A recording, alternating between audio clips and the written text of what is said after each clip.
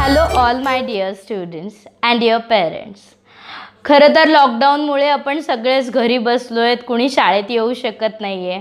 पण आपले विद्यार्थी हे भारताचे आधारस्तंभ आहेत आणि त्यांचा अभ्यास राहणं हे खरंच खूप वाईट गोष्ट आहे. म्हणूनच त्यांचा अभ्यास घरी बसूनच छानपैकी व्हावा यासाठी आर्या पब्लिक स्कूल यांनी काढलेली ही इनोव्हेटिव्ह आयडिया ज्याने आपण रोज भेटू शकतो, अर्थात ई क्लासेस. आपले ई क्लासेस याद्वारे आपण शिकू शकतो आणि आपली मुलंही. म्हणूनच या ई क्लासेसच्याद्वारे आपण साध्या सोप्या आणि छान भाषेत आपला सिलेबस शिकणार आहोत. खरं सांगायचं तर मराठी आपल्याला कोणालाच अलाउड नाही आहे, पण हा व्हिडिओ मी स्वतः पर्सनली मराठीतून बनवते आहे, मराठी आणि इंग्लिशमधून बनवते आहे.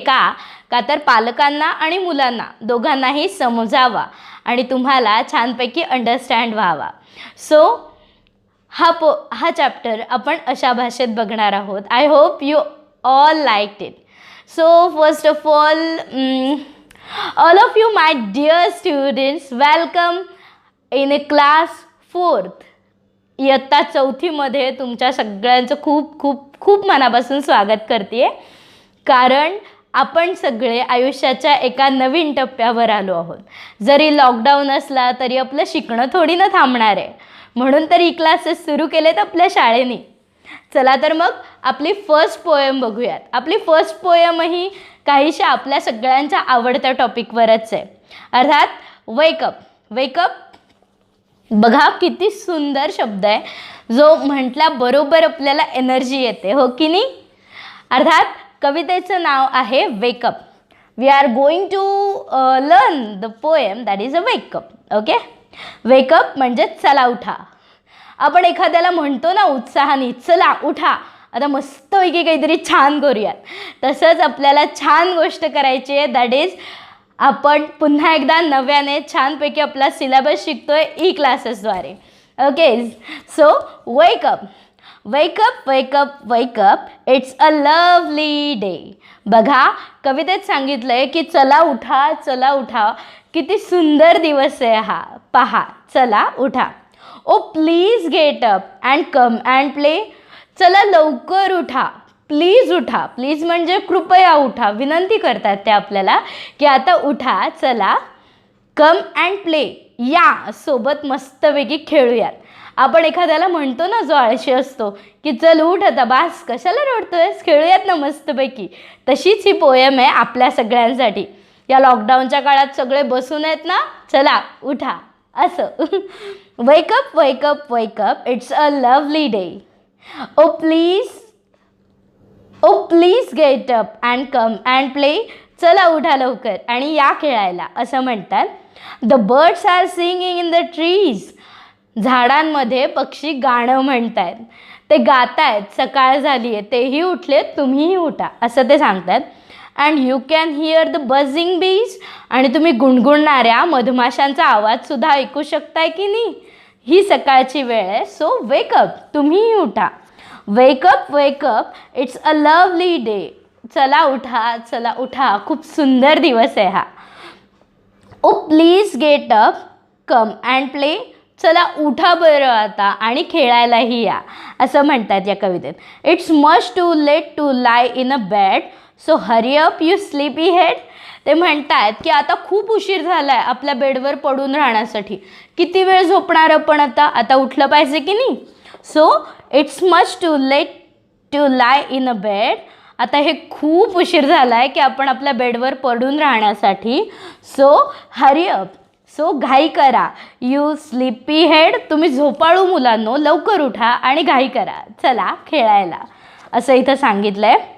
Wash and dress and come on out. छानपैकी सुंदर असं मस्तपैकी स्वच्छ अंघोळ करा, छानपैकी ड्रेस घाला आणि बाहेर या. Everyone is up and about. सगळेजण उठलेत आणि तुम्हीही उठा. The cow, the horses, the ducks and the sheeps. गाई, घोडे, बदकं आणि मेंढ्या हे सगळे उठलेत.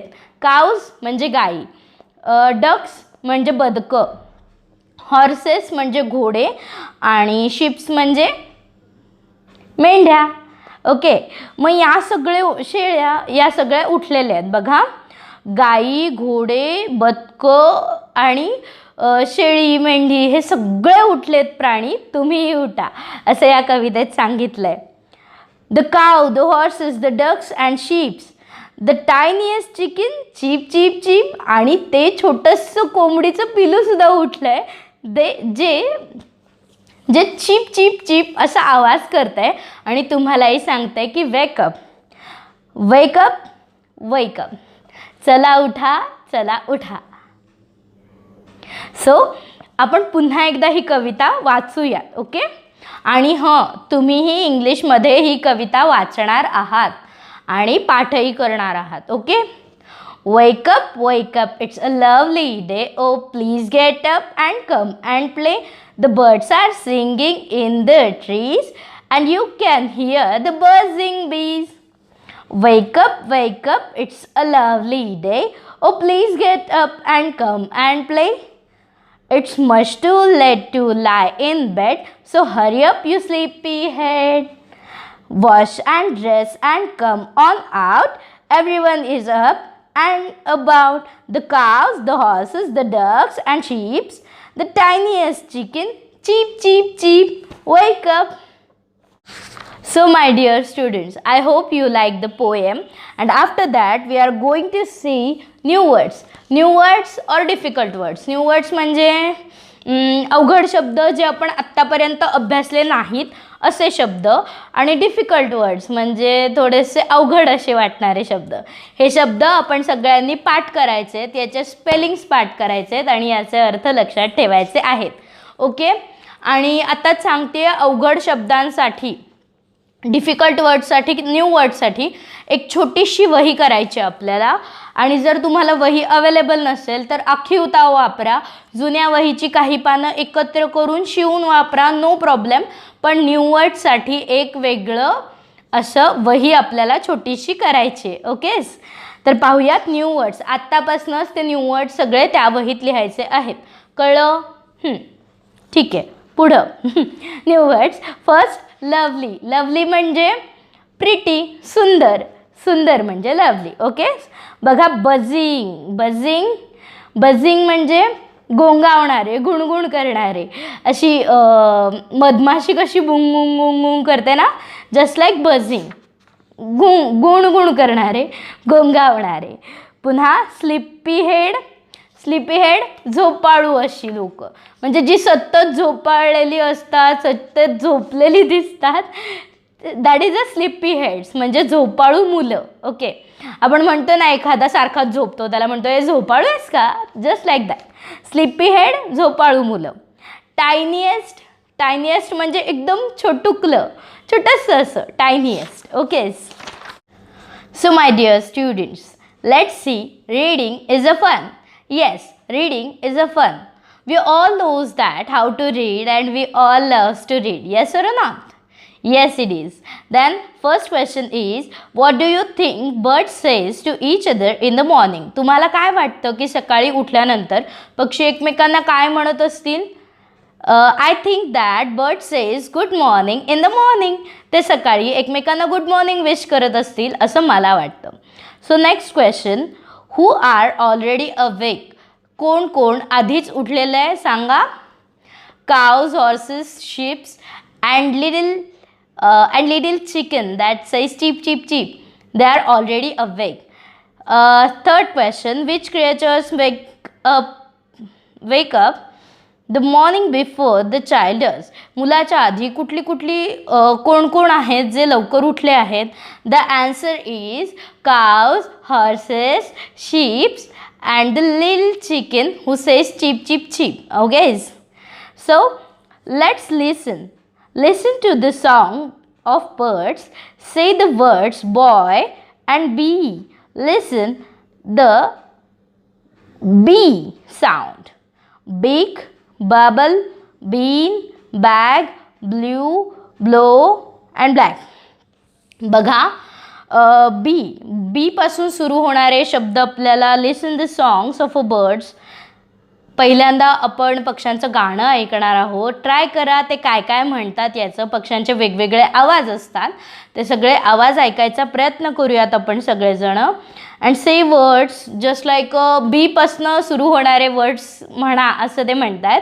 Boy and B, listen the sound B. B B हा साऊंड आपल्याला सगळ्यांना ऐकायचा आहे आणि त्याच्यावरचे शब्द ऐकायचे आहेत किंवा बोलायचे आहेत. बघा कुठले कुठले आहेत. Big, bubbles, bean, bag, blue, black, blow असे सगळे बीपासनचे शब्द आहेत. बरोबर. ॲज अ होमवर्क तुम्ही सगळे करणार आहात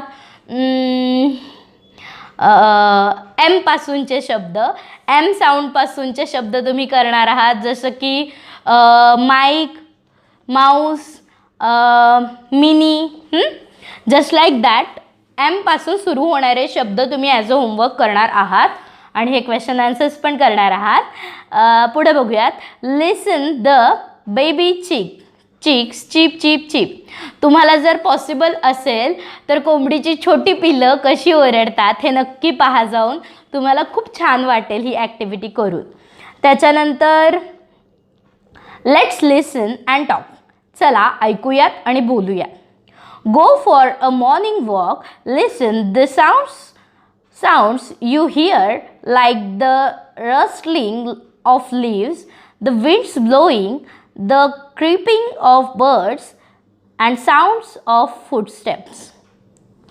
बघा तुम्ही सकाळी मॉर्निंग वॉकला जावा असं ते सांगतायत. मॉर्निंग वॉक अलाउड आहे लॉकडाऊनमध्ये. तुम्ही नक्की जावा, सकाळी लवकर उठा आणि मॉर्निंग वॉकला जावा. तेव्हा गेल्यानंतर तुम्हाला काय काय आवाज ऐकू येत आहेत हे तुम्हाला सांगायचं आहे, लिहून काढायचं आहे की सकाळी उठल्यानंतर आपण मॉर्निंग वॉकला जाताना कुठले कुठले आवाज येतात.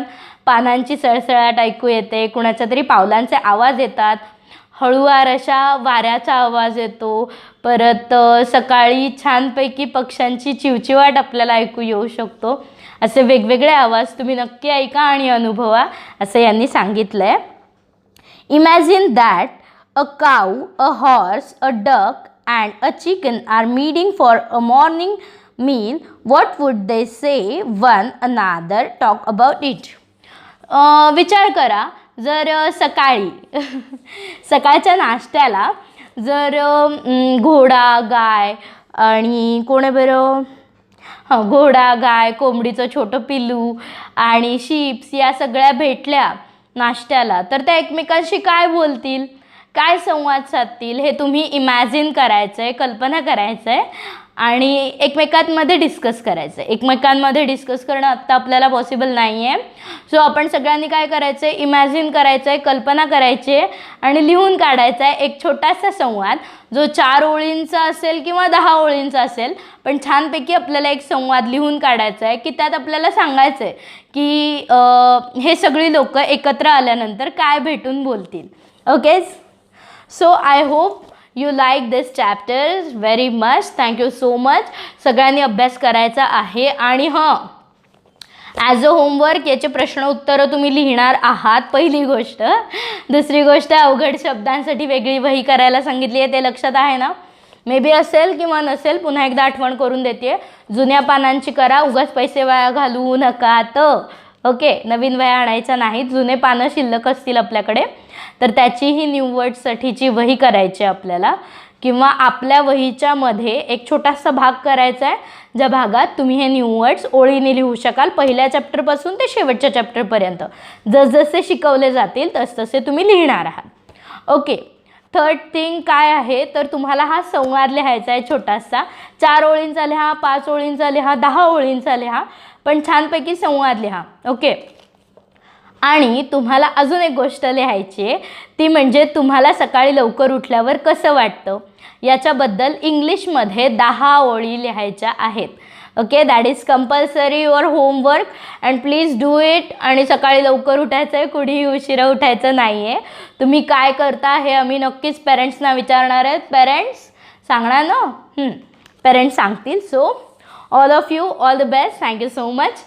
Stay blessed and stay happy and miss you all so much. Bye bye.